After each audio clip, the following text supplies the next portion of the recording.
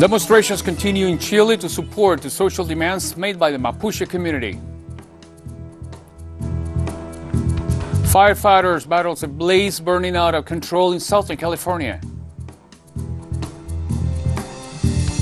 Africa reports more than 900,000 COVID-19 cases. Hello from the headquarters of Telesur English in Havana, Cuba. This is from the south. I'm Ernesto Dominguez. Demonstrations continue Monday in Chile's capital, Santiago, to show support to social demands made by the Mapuche community.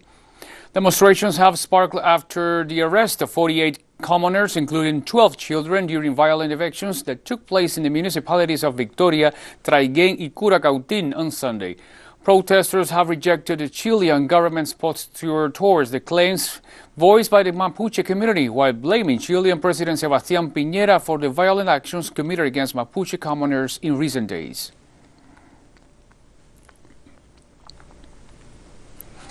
The chairman of the Human Rights Commission of the Chilean Senate, Juan Ignacio Latorre, have noted that it is necessary to open an investigation into the special forces of Carabineros, later operative against Mapuche commoners. We have a Human Rights Commission and we will request action in the same way we have previously stated over the need of an investigation so the Carabineros report on this operative. A deep and independent investigation must be delivered to the prosecutor office. We want to know how many detainees are. There were people beaten, groups of 20 people, Mapuches that were alone, teenagers, minors, intimidation to women. There is so much to investigate. This wave of crisis violence could be in fact orchestrated, organized. It must be stopped no matter what.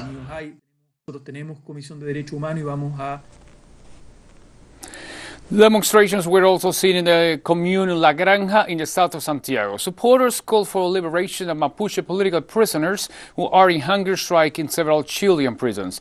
El Machi Celestino Córdoba is one of the prisoners who has been protesting this way for 90 days.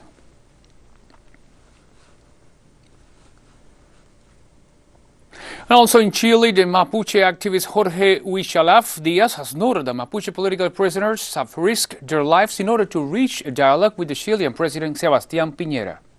Eso es la protesta también, en parte, ¿no es cierto?, de la gran parte de esto de los presos políticos que están arriesgando su vida, que tienen que poner su cuerpo como moneda de cambio para lograr el diálogo. Esto es inconcebible. Y el gobierno está empeñado en que esto se llegar quizás, no sé, pues hasta una intervención militar mayor de la que ya tenemos en el Golmau, porque recordemos que vivimos hace años. Social movements in Bolivia began roadblocks as part of a general strike calling for the de facto government not to postpone elections. During the early morning hours of this Monday, protesters carried out roadblocks and street blockades in Cochabamba, Oruro, San Julián, and other cities of the country. The measure demands that the de facto government back down with the deferral of the general elections, originally scheduled for September 6th. The protest is part of an indefinite general strike called by the Bolivian Workers' Union, along with other labor, peasants, and indigenous organizations.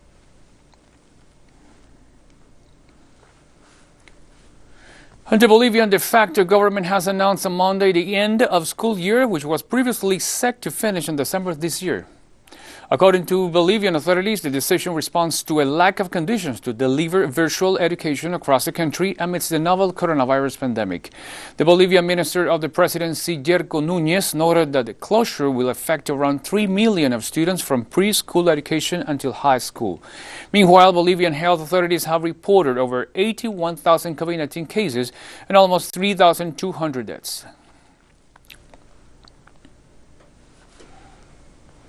And after an impasse of 3 months, the British airline Virgin Atlantic began welcoming customers back on board Saturday with the first passengers' flights to Barbados. The flight from London Heathrow landed at Grantley Adams International Airport at 5 p.m. To ensure the health and safety of customers and crew, Virgin Atlantic has implemented additional measures to offer safety transit in the airport and on board. As travel restrictions around the world start to relax and customer demand increases, Virgin Atlantic will add more routes back into its network, including Montego Bay, Antigua and Barbuda, Grenada, and Trinidad and Tobago in October.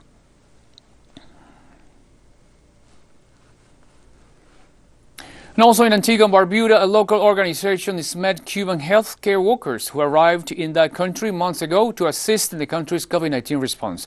The 27 nurses and 2 doctors who are members of the Cuban Medical Brigade received PPPs and personal supplies. 13 women we have here because we have to specify that they are all women. They continue working at the hospital with other Antigua and Barbudan colleagues in different services. It actually fits very nicely with the Rotary motto, service above self. I think this is, in part, a very small contribution that we can make to support the overall work that you're doing here in Antigua and Barbuda. And again, we look forward to your continued support. And the Trinidad and Tobago Unified Teachers Association called for the immediate closure of all primary schools. The call is being made due to the increase in COVID-19 cases in people who have not had any history of recent travel. The virus has ever affected some students in at least 4 schools. In a statement, the organization President Antonio Teca de Freitas stated that the association sees with extreme concern the continued increase in COVID-19 cases across the country. This situation has significantly impacted students preparing for the secondary entrance exam.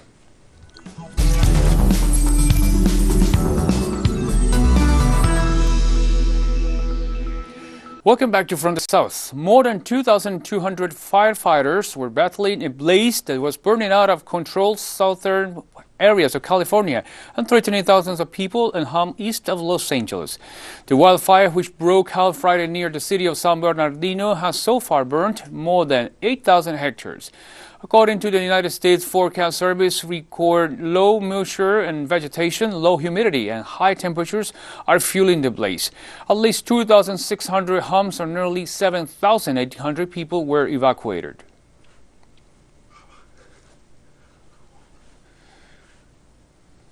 The Chinese Foreign Ministry spokesperson Wang Wenbin made reference to Trump's threats against the TikTok issue. The U.S. is using an abused concept of national security and, without providing any evidence, is making presumptions of guilt and issuing threats to relevant companies. This goes against the principle of market economy and exposes the hypocrisy and typical double standards of the U.S. in upholding so-called fairness and freedom. It also violates the WTO's principle of openness, transparency, and non-discrimination. China is firmly opposed to this.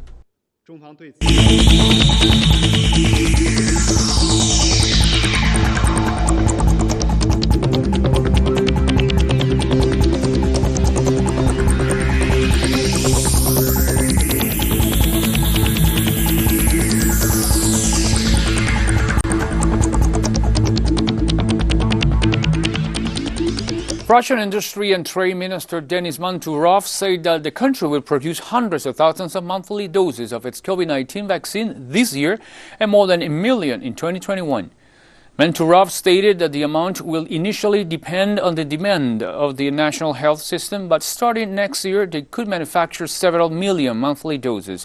In this context, the Russian Direct Investment Fund announced that the nation will supply the Avifavir drug developed by COVID-19 patients to Argentina, Bolivia, Ecuador, Uruguay, Paraguay, Honduras, and El Salvador. The Vietnamese authorities have placed a second city into lockdown after health authorities reported 3 new COVID-19 cases on Sunday. The lockdown was imposed in Buon Ma Thuot, the capital city of Dak Lak province, for a period of 2 weeks. Residents are now required to stay at home and non-essential businesses such as bars and nightclubs are closed, while public events including religious gatherings have been suspended. Meanwhile, health authorities have confirmed a total of 621 COVID-19 cases and 6 fatalities on Monday. Vietnam has experienced a roughly spike in new COVID-19 cases following a recent outbreak in the city of Da Nang.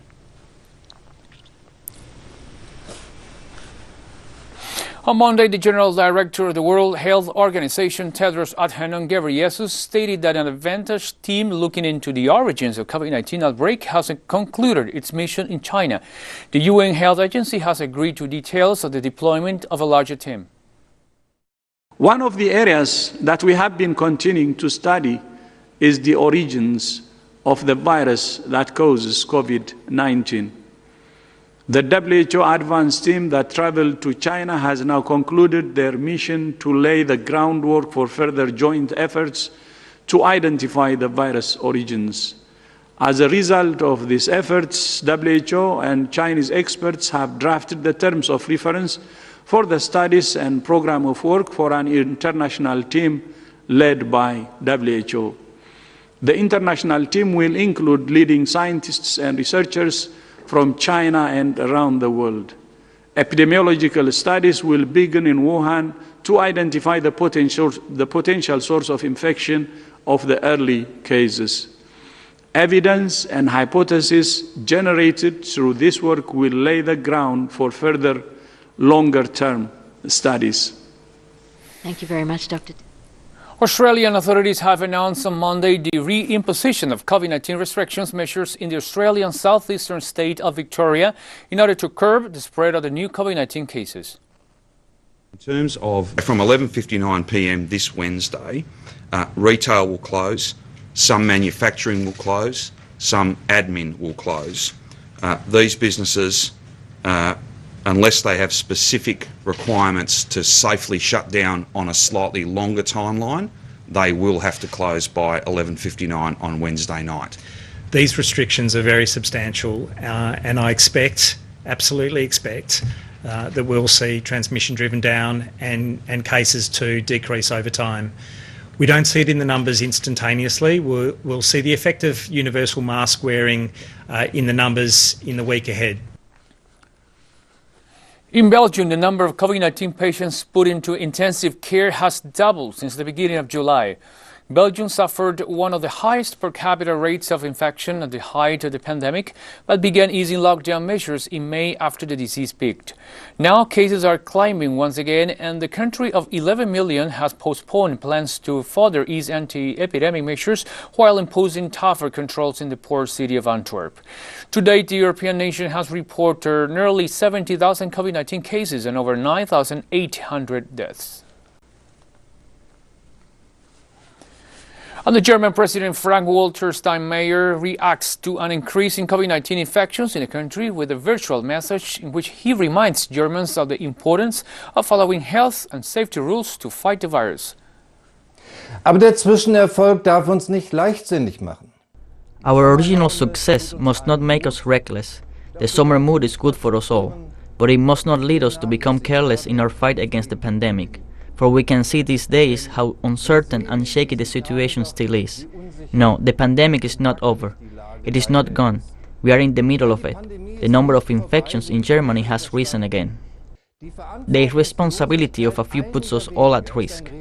If we are not particularly careful now, we will endanger the health of many, and we are also endangering the recovery of our society, our economy, and our cultural life. According to Johns Hopkins University, the world has now confirmed more than 18.2 million cases of the novel coronavirus. The worldwide death toll stands at 693,411. The Americas continues to be the most affected region with more than 9.9 million COVID-19 cases and over 369,000 deaths. Europe is the second most affected region with nearly 3 million cases and over 200,000 deaths. Nearly 2 years since the Morandi Bridge disaster, Genoa is preparing for the inauguration ceremony of its replacement with mixed emotions. While the Genoa St. George Bridge reconnects the city's two sides and gives new life to the city, local residents and the families of those who died in a collapse on August 14, 2018 are still waiting for justice. The new bridge will officially be inaugurated later on Monday. The disaster also forced the evacuation of nearby residents from the densely built-up area.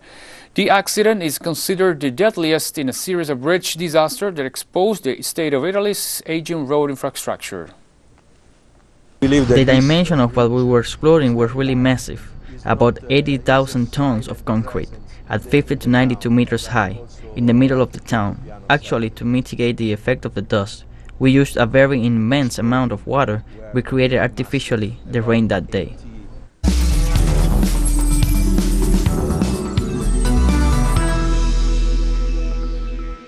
Welcome back to From the South. On Monday, the African continent reports more than 961,000 COVID-19 cases. According to the regional office of the World Health Organization, over 20,000 people have lost their lives due to the novel coronavirus. The most affected countries by the pandemic in the continent are South Africa, with over 500,000 COVID-19 cases, followed by Egypt and Nigeria, with more than 94,000 and nearly 44,000 cases, respectively.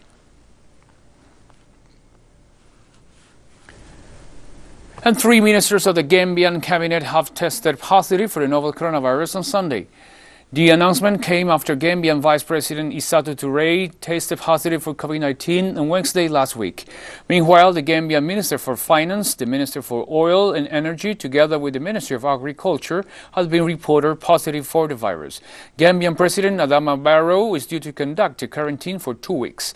Meanwhile, Gambian health authorities have reported 498 COVID-19 cases and 9 deaths since the outbreak of the pandemic in the country.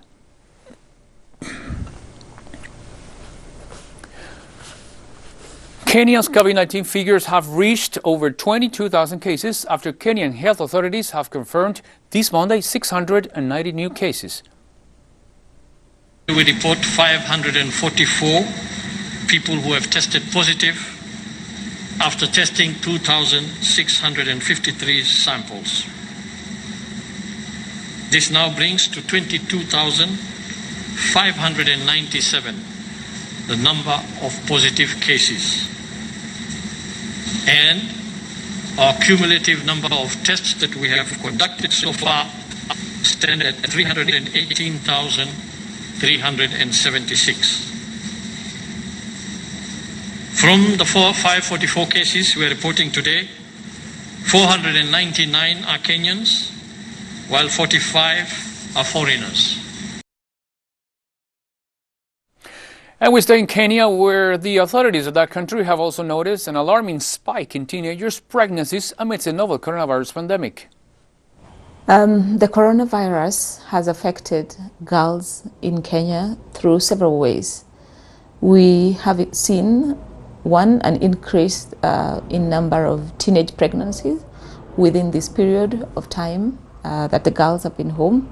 This has resulted mostly in the girls being away from schools, which closed in March at the onset of coronavirus. We know how girls get pregnant, and the main missing link here is, what we can do to prevent, and one of it is the lack of information. We know that in Kenya there's no comprehensive sexuality education, and efforts have been put to try to adopt this, but the government has not adopted this. And so a lot of girls lack information on how to prevent unintended pregnancies. In Cameroon, fighters from the Boko Haram armed group have killed on Sunday at least 16 people in an attack on another camp for displaced people. According to a local mayor, Mahamad Shetima Abba, the toll is currently 16 deaths and 6 wounded in the Enguchewe camp. The terrorists in the early hours of Sunday threw a grenade into a group of sleeping people inside a camp home to 800 displaced people. The armed group, formed in northeastern Nigeria in 2009, has regularly launched attacks in Cameroon since 2014, staging small-scale raids aimed at stealing livestock and food. The Islamic State group attacked a prison in eastern Afghanistan, holding hundreds of its members, leading to an hours-long battle Monday that saw the military retake control of the facility even as militants continued to fire on them from a nearby neighborhood. The fighting killed at least 29 people and wounded 50, authorities said. Security forces seized the prison Monday afternoon in Jalalabad, the capital Nangarhar province, some 115 kilometers east of Kabul, Defense Ministry spokesman Fayyad Aman said. From the prison attack, we have received 21 martyred bodies and admitted 47 wounded in Nangarhar Regional Hospital. Civilians are among them. Some of the wounded have been discharged and some others are still under medical treatment. And the Tehran Stock Exchange may have acted as a buffer to prevent one of the worst disasters for the Iranian economy, an analyst said on Monday. On Sunday, the stock exchange crossed 2 million points for the first time, even as U.S. sanctions, unemployment, inflation, and low oil prices batter the Iranian economy. The Tehran Stock Exchange has seen sharp increases this year, even as Iran struggled with one of the first serious coronavirus outbreaks outside China.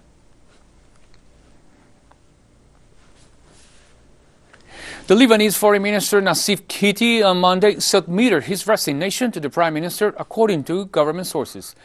According to the government, the Prime Minister Hassan Diab and the Lebanese President Michel Aoun had consultations regarding the resignation, considering the following moves. According to local media, Lebanon is witnessing the worst economic crisis in its history, coinciding with the plunge of local currency to more than half of its value, besides the high rate of inflation, which has pushed nearly half of the population below the poverty line. On August 3, 1960, the Republic of Niger gained its independence from the French colonial rule in a year declared by UNESCO as the Year of the African Independences. Telesur would like to commemorate that important event. Niger is a landlocked country in West Africa whose territory has been the cradle of most relevant empires of the continent, the Songhai, the Malian, and the Kanem-Bornu. In 1885, the process known as the Scramble for Africa culminated in the Berlin Conference, in which the colonial powers outlined the division of Africa into spheres of influence. As a result, France gained control of the upper valley of the Niger River and extended its rule on the territory for 75 years. During that time, the country was submerged into a colonial structure known as the French West Africa, a sort of federation of colonial territories that comprised almost a third of the continent. However, on 1958, after various attempts, an autonomous Republic of Niger was created. But 2 years later, the country decided to fully leave the French community and gain its independence on August 3, 1960, led by the Pan-Africanist leader Hamani Diori. And we've come to the end of this news brief. You can find these and many other stories on our website at telesurenglish.net, and also join us on social media, Facebook, Twitter, and Instagram. For Telesur English, I'm Ernesto Dominguez. Thank you for watching.